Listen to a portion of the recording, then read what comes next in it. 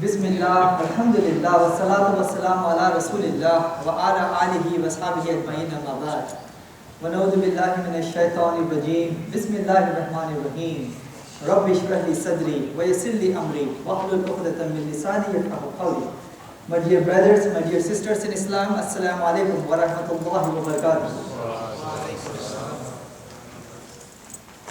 If I showed you this image up there, does it make you hungry to eat something, or does it make you hungry to buy something electronic?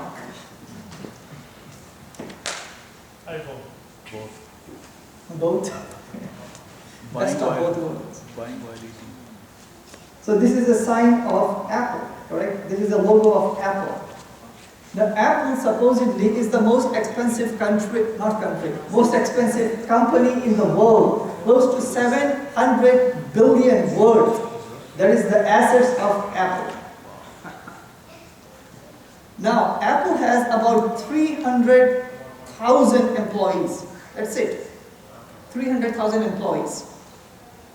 Based on their training, based on the product that they have, they were able to excel to such an extent that even before the iPhone 5 comes about, there are rumors about the specs of the size and the specs and the processor. The whole thing, people are anxiously waiting for months and months. And actually when it is going to come out, some of you maybe, I'm not sure, but definitely people out there, they will have long lines, block after block after block, not just over here, but almost every country to buy that product. Now the reason I'm giving this analogy is because Muslims in the USA, suppose if you take the most conservative estimate, what do you think, how many Muslims are here in the USA? Okay, let's just go with 3 million, right? Let's just go with 3 million. If there is any company with 3 million strong workforce, that company would have the most number of employees in the world. Even much more than Walmart, by the way. Walmart right now is the number one with 2.2 million employees. So just imagine if a company whose sales force is 3 million selling the best product in the world, in the history of humanity. There would be lines and lines of people, block after block, just like they had that 600 million lotto somewhere. There would be lines and lines of people trying to obtain that product. If you open the door, the front door, would you see one single non-Muslim out there knocking at the door or standing at the door wanting to know what is Islam? Can I know what about Islam? Can I embrace Islam?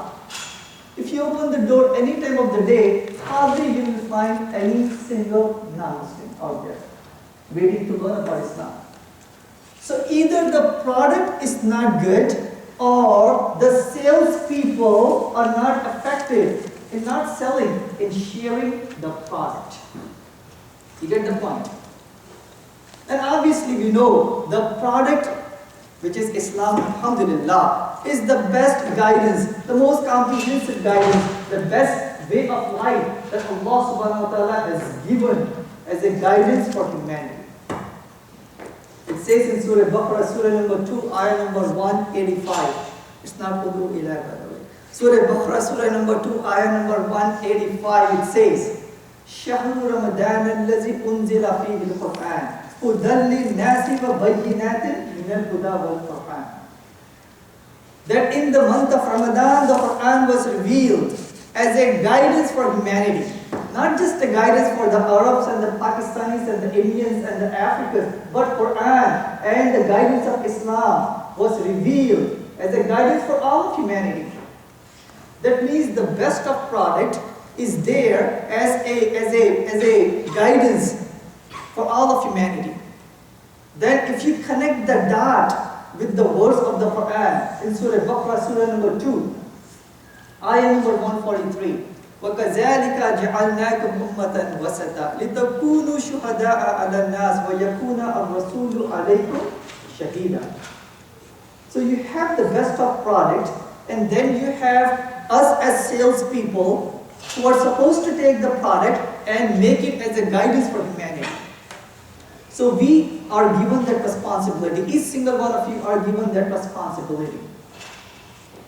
So for us to make sure that we go about becoming ambassadors of Islam, take the product and share it with humanity, we have to have some training. We have to have some tools and techniques. We have to equip ourselves. You know, when you have, I'm not sure how many of you have been to a Apple store. When they wear the blue jerseys, they are trained, they come after you right after you enter the store, they will stand up there and they will help you as much as possible. Not one, not two, multiple of them, maybe 25 to 30 of them in the store. They all receive the training, the troubleshooting of the product. If there is anything which is not working or the screen is broken or they need any accessories. So likewise, us Muslims, when Allah subhanahu wa ta'ala has given us this responsibility, we have to first of all train ourselves. Secondly, obviously, we have to make sure, besides the theory, besides the education, besides reading from the Quran, we have to apply that in our person and obviously out there when we are with our neighbors and colleagues and classmates and anyone who is out there. But when we go about applying or when we go about reminding our own Muslims about the obligation of dawah, there are usually three excuses people make for not performing dawah, for not becoming the sales people of the product which is Islam. Just look at the image up there for a while.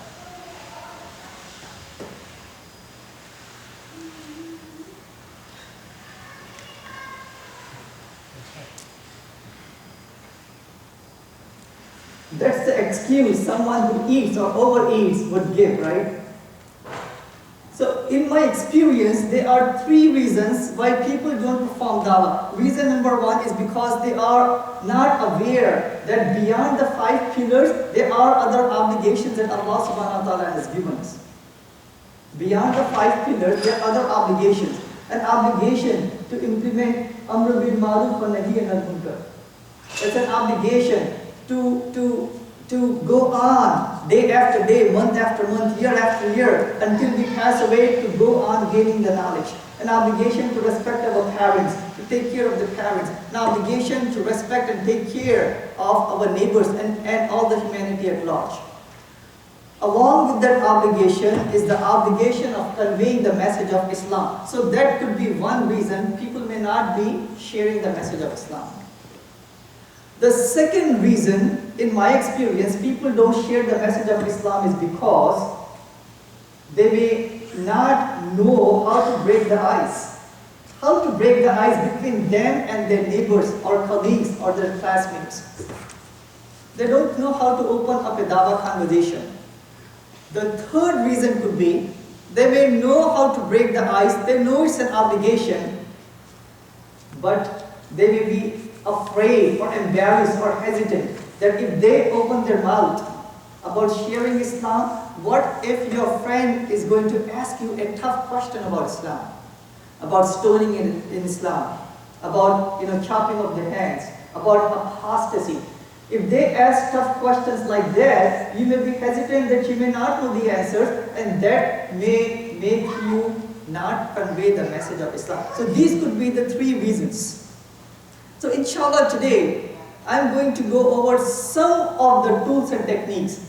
I will just want to make sure to all of you that even if you are not a PhD in fiqh of dawah, even if you don't have the degree from Medina University or Al-Azhar, you could still, with whatever knowledge that you have, inshallah, be able to convey the message of Islam with whatever resources that you have. Now, just for the sake of completion, as I've mentioned during my khutbah, how many of you are here in the khutbah, by the way? Okay, all alhamdulillah. So I have already mentioned you one verse of the Quran about from Surah Al-Baqarah 143. Along with that, in Surah Nahl, Surah 16, ayah number 125, Allah subhanahu wa ta'ala says, "Ud'u ila sabili rabbika bil hikmati wa mau'izatil hasanati wa jadilhum billati hiya ahsan."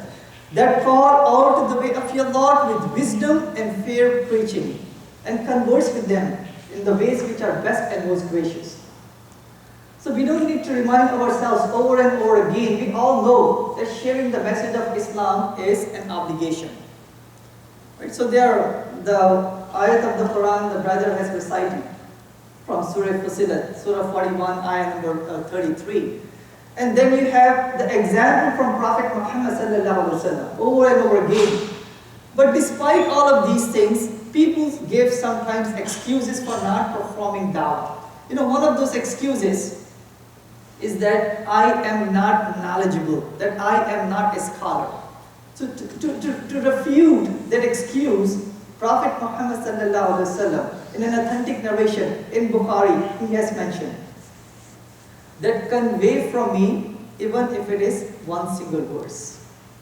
Convey from me even if it is one single verse. And we all know, alhamdulillah, we all know Surah Fatiha, Surah Ikhlas.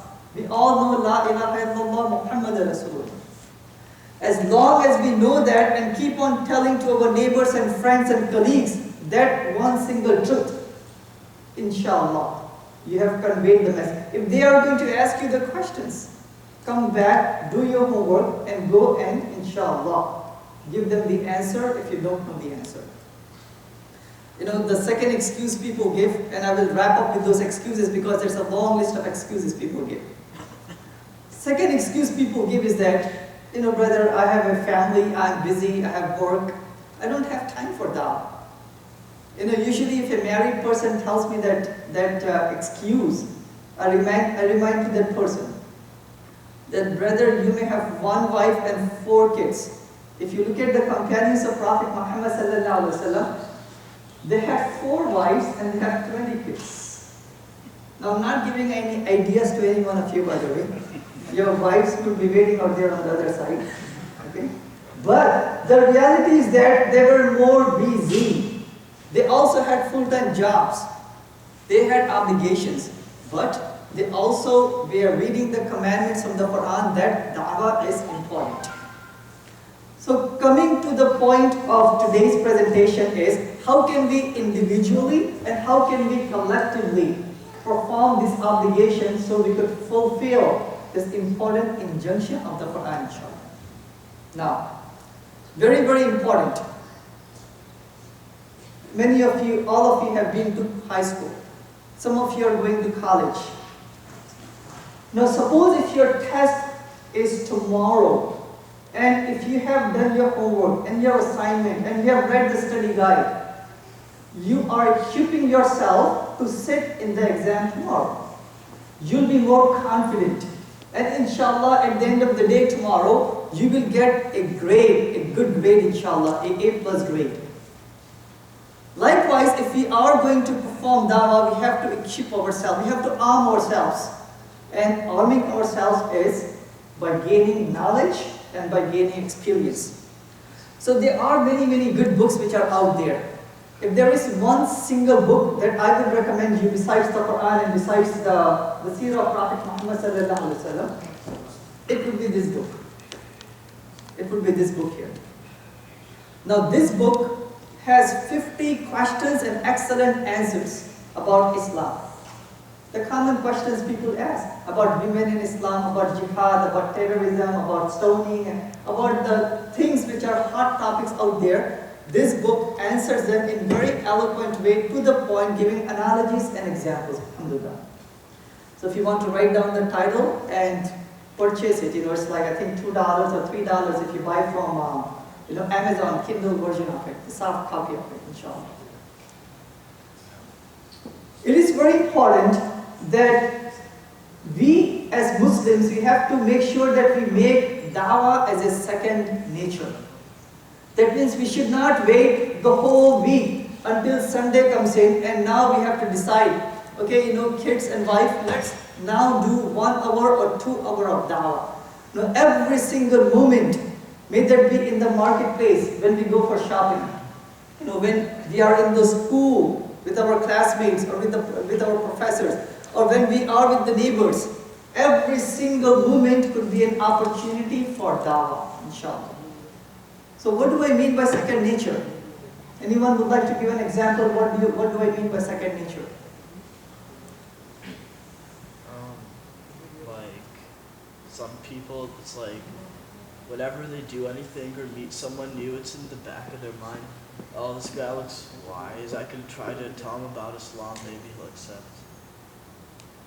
Okay, all right. So that could be one, right? So second nature is that you're not born with that, but you develop that. For example, if you sneeze, automatically, what do you say? Alhamdulillah, right? Because it is now second nature to us. Once you meet a Muslim, automatically you will say, Assalamu alaikum wa rahmatullahi wa barakatuh. You're not born with that, but you learn in your life. So in the same way, we have to make sure we make dawah as a second nature. And I'll just give you some example, inshallah. I know that many youth are here, they are going to schools and colleges, maybe who are adults up here, they have their kids. So it's very, very relevant. So this one example, inshallah, that could motivate you. There is a brother in Chicago, he went to one of the city colleges up there. And we know that in our schools, colleges, and the workplace, there are limitations. We just cannot openly propagate the message of Islam in the classroom because, obviously the kids may complain and the teacher may complain. However, this individual, this student, before he entered the anthropology class, he made the intention that, oh Allah subhanahu wa ta'ala, I know that there are limitations in the school, but make it possible so I could perform dawah in the class to the students and to the teacher.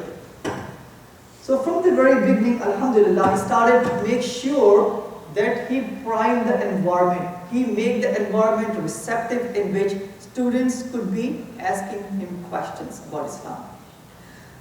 So every single day he used to go to the class and he used to be on time. He used to complete the assignments and he used to excel in the assignments and the quizzes and the test.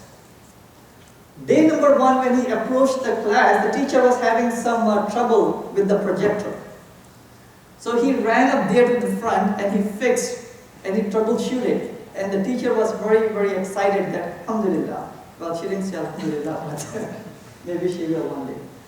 That this student, this Muslim student, has helped me out, right? So from the day number 1, the rapport was developed. Whenever a question was asked, the student was the first one to raise the hand. So every single day, that rapport was built between the student and the teacher and the other students which are out there. So one day, as the teacher was going through some of the Islamic history, Islamic anthropology, or anthropology related to Islam and Muslims, this student, he found out that there are some mistakes in the book. So he approached the teacher and showed him the mistakes, showed her the mistakes. And the reaction of the teacher was, can you present Islam next week for 15 minutes? So the student said, yes, I will. Thanks for that opportunity. The next day, the student approached the teacher and requested, our organization, we also pass out free brochures on different topics of Islam. Can I bring them so the other students will get educated? The teacher said, yes, go ahead, yes, please. Then he said, we also give out free translations of the Quran in English. Can I bring those too? The teacher said, yes, go ahead, go for it. So on the day of the presentation, he was carrying a box over here of the brochures and the box of the Quran translation. And he left it on the desk in the front.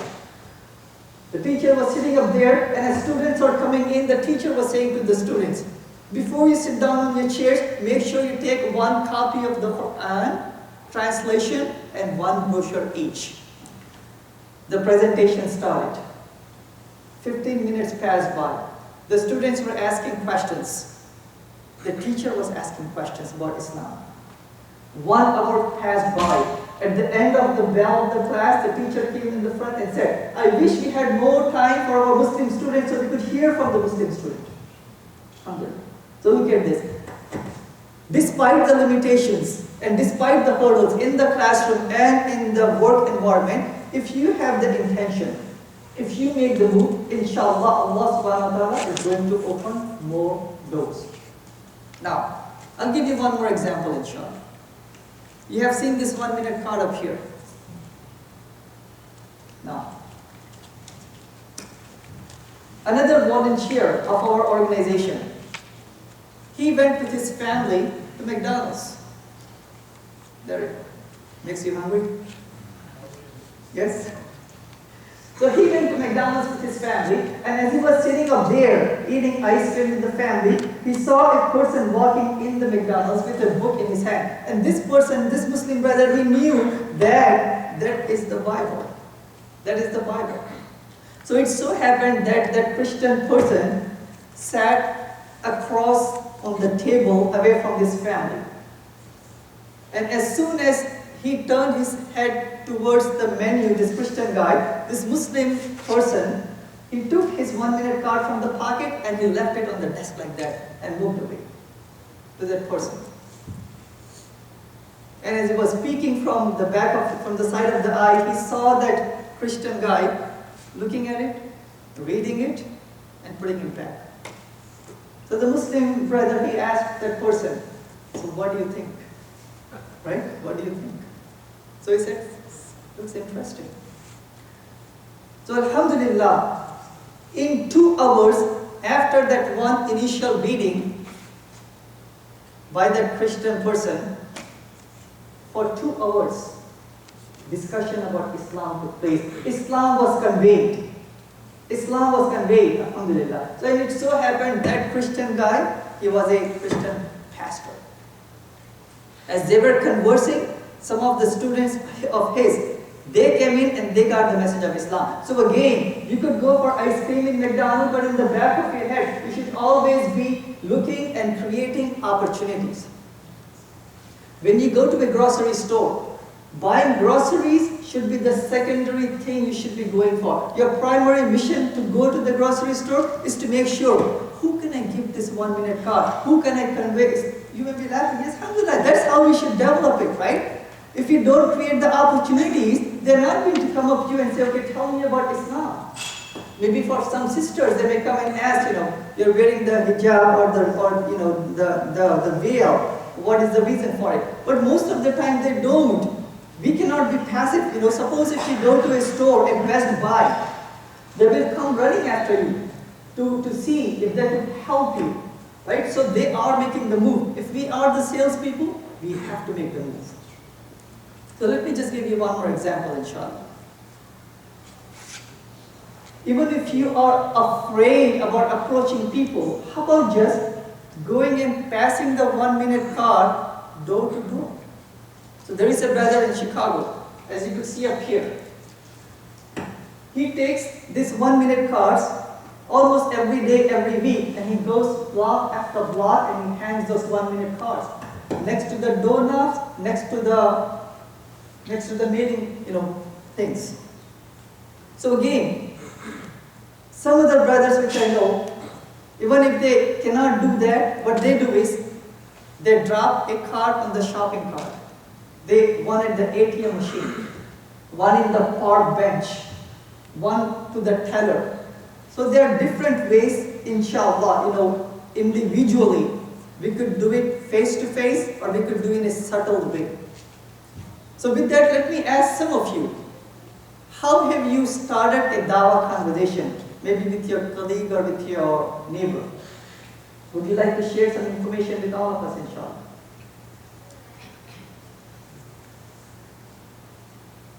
Yes. I just told them that I'm very interested in religion and I want to know what religion or what religious views you have, and that's how to start a conversation. And then I hear their story and then I tell them about it. Okay, alhamdulillah. So the brother is saying that to start a Dawah conversation, for us to tell them about Islam, it's okay to ask about their faith. What is your spiritual belief, where do you stand, what denomination, what church, or what are your beliefs? So once they tell you, then once you tell them about your faith, inshallah they'll be more receptive.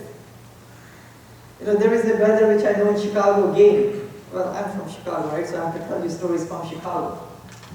He was speaking to his insurance agent about his health insurance. In the health insurance, there were some topics that came about some of the things that we cannot take, some of the financial things in there. So based on that, this Muslim brother, he started to converse with this insurance agent. about some of the do's and the don'ts about Islam when it comes to insurance and financing. So this insurance agent, he became very, very interested. And it so happened that, alhamdulillah, this Muslim brother, he wrote down in the email to the group saying that, one of you, why don't you contact him? Because he's very close to Islam. So any conversation, any topic, we could make it and exploit it, inshallah, and make it into a dawah conversation. Suppose if you have 2 members, so that was individual dawah. So suppose if you have 2 members, or at least one person, just yourself. You could go to any busy street. You could go to any busy street, stand at the bus station or the train station, or any outside carnivals, and just keep on distributing. You don't even have to open your mouth. Pass 1 minute card here, 1 minute card there.